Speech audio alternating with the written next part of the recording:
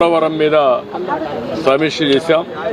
పోలవరం పనులన్నీ కూడా సుజావుగా జరుగుతున్నాయి. ఇది 2027 ఎండుకంతా కూడా పోలవరాన్ని పూర్తి చేయాలని ఒక ప్రాజెక్ట్ కింద పెట్టుకున్నాం. అదే మరి ఇది ఫేజ్ 1, ఫేజ్ 2 కూడా ఏ విధంగా తీసుకుపోవాలనో అప్రోప్రియట్ టైంలో దాన్ని కూడా కేంద్ర దృష్టి తీసుకొస్తాం. అదే సమయంలో నదుల అనుసంధానం కూడా ఆంధ్రప్రదేశ్ రాష్ట్రం చివరి రాష్ట్రం.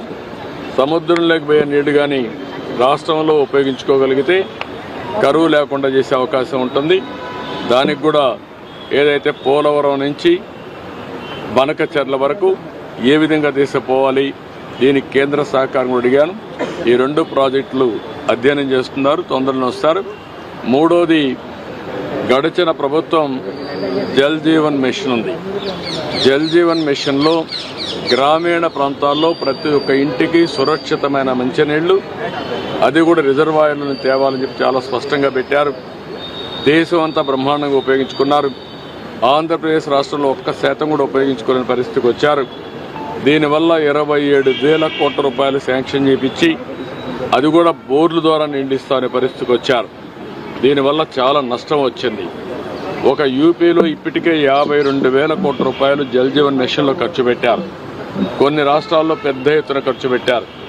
గుజరాత్ లాంటి రాష్ట్రంలో ఇంటింటికి ట్యాప్ ద్వారా సస్టైనబుల్ వాటర్ ఇచ్చే పరిస్థితికి వచ్చారు. ఆంధ్రప్రదేశ్లో మాత్రం పూర్తిగా నిర్వీర్యం చేసే పరిస్థితికి వచ్చారు. అయితే ఇటీవల కేంద్రం ఏదైతే ఈ స్కీమ్ ఉందో దీన్ని రివైజ్డ్ గైడ్ లైన్స్లో 2028కి పూర్తి చేయడానికి ముందుకు వచ్చారు. అంటే ఆ రోజు శాంక్షన్ అయిన డబ్బులు మాత్రం ఇస్తామని. దానివల్ల ఆంధ్రప్రదేశ్ రాష్ట్రానికి 27,000 కోట్లే వస్తుంది. ఇంకొక 54,000 కోట్లు కావాలి. అది స్కీమ్లో కూడా లేదు. ఇప్పుడు దాని మీద కూడా కేంద్రంతో సంప్రదించాల్సిన అవసరం ఉంది. ఈ 27,000 కోట్లకు డిపిఆర్స్ తయారు చేసి ముందు శాంక్షన్ చేయించుకోవడం, మిగిలిన ప్రాంతాలకన్నిటికీ మళ్ళీ కేంద్రాన్ని ఒప్పించి, ఇది దేశం అంతా కూడా ఉపయోగించే ప్రాజెక్ట్ కాబట్టి ఆంధ్రప్రదేశ్ రాష్ట్రం ఒకటే కాదు, దాన్ని కూడా ఫాలో అప్ చేస్తాం. ఏం అన్యాయం చేసినాం నీకు చంద్రశేఖరరావు? మేము నిన్ను మా పార్లమెంట్ సభ్యుడిగా ఎన్నుకోవడం మేము చేసిన అన్యాయమా? నీ పార్టీకి పోయినసారి 13 సీట్లు ఇవ్వడం మేము చేసిన అన్యాయమా? ఏం అన్యాయం చేసినామని ఇవాళ మా జిల్లాల ప్రాజెక్టులను అంటుకుంటున్నాం. ఈ 10 ఏళ్లలో నువ్వు పాలమూరు రంగారెడ్డి ఎత్తిపోతలు పూర్తి చేసినుంటే ఇవాళ చంద్రబాబు నాయుడుతో నీ పంచాయతీ ఎందుకు వస్తుండే? ఆనాడు నువ్వు వైఎస్ రాజశేఖర రెడ్డి ముఖ్యమంత్రి ఉన్నప్పుడు ఆనాడు పోతిరెడ్డిపాడు పక్క 4,000 క్యూసెక్స్ నుంచి 40,000 క్యూసెక్లకు పెంచింది. రాజశేఖర రెడ్డి గారికి ఊడిగం చేసింది. రాజశేఖర రెడ్డి చెప్పులు మోసి కృష్ణానది జలాలను రాయలసీమకు తరలించడానికి అనుమతించింది సన్నాసివి నువ్వు కాదా చంద్రశేఖరరావు?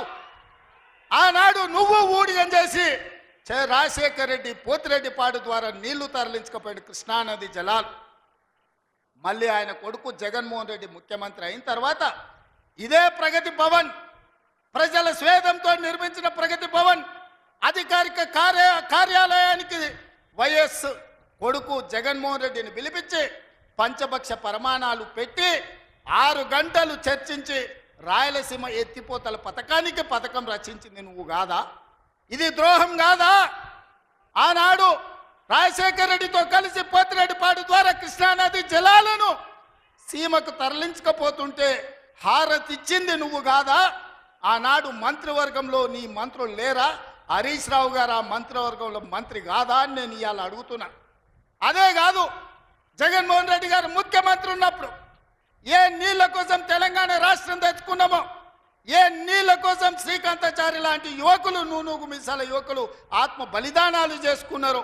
ఆ బలిదానాలతో సాధించుకున్న తెలంగాణలో కృష్ణానది జలాలు రంగారెడ్డి, మహబూబ్ నగర్, అదేవిధంగా నల్గొండ, ఖమ్మం జిల్లాలకు ప్రాజెక్టులకు భూములకు పారాల్సిన నీళ్లు రాయలసీమ జిల్లాలకు తరలించకపోతుంటే రాయలసీమ లిఫ్ట్ ఇరిగేషన్, అదేవిధంగా ముచ్చుమర్రి లిఫ్ట్ ఇరిగేషన్ నిర్మించుకుంటుంటే ఒక్క రోజైనా నువ్వు అడ్డుకున్నావా? వీరతిలకం దిద్ది జగన్మోహన్ రెడ్డికి పంచభక్ష ప్రమాణాలు పెట్టింది నువ్వు కాదా? ఇవాళ నువ్వు చేసిన పాపం ఇవాళకు మాకు శాపమైంది, ఇవాళ మాకు ఉరైంది. ఇవాళ తొందరలోనే రాయలసీమ లిఫ్ట్ ఇరిగేషన్ పూర్తి అయితే రోజుకు 10 టీఎంసీలు, రోజుకు 10 టీఎంసీలు అంటే ఒక్క నెల రోజులు మనం కళ్ళు మూసుకుంటే 300 టీఎంసీలు శ్రీశైలం మొత్తం తరలించకపోవడానికి మలుపుకపోవడానికి ఇవాళ పునాదులు వేస్తే ఆంధ్రప్రదేశ్ ప్రభుత్వం వీర తిలకం దిద్ది కాంట్రాక్టర్ల దగ్గర కమిషన్ల కోసం కక్కుర్తిపడ్డది నువ్వు కాదా చంద్రశేఖరరావు?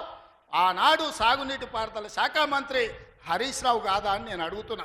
5 ఏళ్ళు హరీష్ రావు సాగునీటి పారుదల శాఖ మంత్రి, 5 ఏళ్ళు చంద్రశేఖరరావు గారు సాగునీటి పారుదల శాఖ మంత్రి. మరి నేను ఇవాళ అడుగుతున్నా, పాలమూరు అక్కనే ఉంది, కల్వకుర్తి అక్కనే ఉంది, భీమా ఎండిపోయింది, కోయిల్ సాగర్ ఆరిపోయింది, ఈ రోజు ఆర్డీఎస్ అట్లనే ఉండిపోయింది. మా ప్రాజెక్టులు ఎందుకు పూర్తి చేయలే? మా పాలమూరు కష్టాలు ఎందుకు తీరవలేదని నేను అడుగుతున్నా. ఈ నీళ్లు మాకు నాగరికతను ఎందుకు తేలే? ఈ నీళ్లు మాకు పసిడి పంటలు ఎందుకు తీయలే?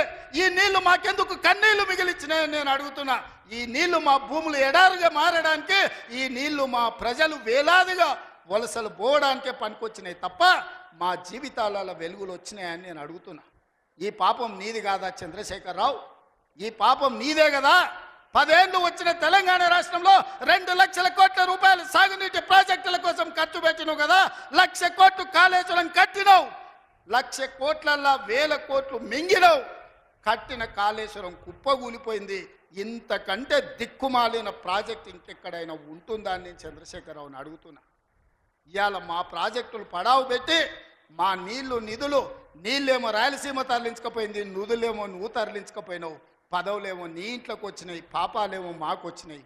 ఇవాళ ఈ పాపాలు ఈ కష్టాలు ఎంతకాలం మేము ఎదుర్కోవాలని నేను అడుగుతున్నా. అందుకే మిత్రులారా, ఇవాళ మన మీద పగబట్టిండు. 10 ఏళ్ళు ముఖ్యమంత్రి ఉన్నాయన, మన పరిపాలన బాగలేదంటుండు. నేను అడుగుతున్న ఇక్కడికి వచ్చిన సోదరుల్ని, తెలంగాణ ప్రజల్ని, 10 ఏళ్ళు కేసీఆర్ ముఖ్యమంత్రి ఉన్నాడు, 12 ఏళ్ళు నరేంద్ర మోడీ ప్రధానమంత్రి ఉన్నాడు. ఇవాళ చర్చకు సిద్ధమా? కిషన్ రెడ్డి గారు మీ పార్టీ ప్రెసిడెంట్గా నువ్వురా, కేంద్ర మంత్రిగా నువ్వురా, చంద్రశేఖరరావు గారు ప్రతిపక్ష నాయకుడిగా నీ పార్టీ ప్రెసిడెంట్గా నువ్వురా, కాంగ్రెస్ పార్టీ నుంచి ముఖ్యమంత్రిగా నేను వస్తా. 12 ఏళ్ళు మోడీ పరిపాలన మీద, 10 ఏళ్ళు చంద్రశేఖరరావు పరిపాలన మీద, 12 నెలల మా పరిపాలన మీద, ప్రజా పరిపాలన మీద చర్చ చేయడానికి నేను సిద్ధంగా ఉన్నా. చర్చలో ఓడితే ముక్కు నేలకు రాస్తా అని చెప్పి నేను ఈ సందర్భంగా సవాలు విసురుతున్నా. ఇవాళ నేను అడుగుతున్నా, మాకు అవకాశం వచ్చింది, మా జిల్లాకు అవకాశం వచ్చింది, మేము ఎవరినో అడుక్కోవడం, ఎవరి ముందల్లో చేయి దాచడం కాదు. ఇవాళ మా పాలమూరు జిల్లాకే ఒక అవకాశం వచ్చింది. మా ప్రాజెక్టులు మేము పూర్తి చేసుకోవద్దా? మా మక్తల్ నారాయణపేట కొడంగల్ ఎత్తిపోతల పథకాన్ని మేము కట్టుకోవద్దా? మా పాలమూరు రంగారెడ్డి పూర్తి చేసుకోవద్దా? మా కల్వకుర్తి పూర్తి చేసుకోవద్దా? మా భీమా పూర్తి చేసుకోవద్దా? మా నెట్టంపాడు పూర్తి చేసుకోవద్దా? మా కోయిల్ సాగర్ పూర్తి చేసుకోవద్దా? మా జూరాల పూర్తి చేసుకోవద్దా? మా తుమ్మిళ్ళ ప్రాజెక్టు పూర్తి చేసుకోవద్దా? మా ప్రాంతం అభివృద్ధి చెందొద్దా అని చంద్రశేఖరరావుని అడుగుతున్నా. ఏది తీసినా ఏది పెట్టినా వద్దు అనే తప్ప నీ నోటి నుంచి ఒక్క మాట అయినా మంచి మాట వచ్చిందా అని నేను అడుగుతున్నా. ప్రాజెక్టులు కట్టొద్దంటివి, భూములు సేకరించొద్దంటివి, పరిశ్రమలు పెట్టొద్దంటివి. లగచర్లలో పరిశ్రమలు అంటే కలెక్టర్లను చంపడానికి చూస్తేవి. మాకు పరిశ్రమలు వద్దా? మా జిల్లాకు ప్రాజెక్టులు వద్దా? మా జిల్లాలో నీళ్లు పారొద్దా? మా పంటలు పండొద్దా? మా రైతులు బాగుపడొద్దా? మేము మంచి బట్టలు కట్టుకోవద్దా? మేము బుక్కెడు బువ్వ తినొద్దా? మేము సమాజంలో గౌరవంగా బతకొద్దా? చంద్రశేఖరరావు, నువ్వు సమాధానం చెప్పని నేను వేదిక మీద నుంచి అడుగుతున్నా. మాకు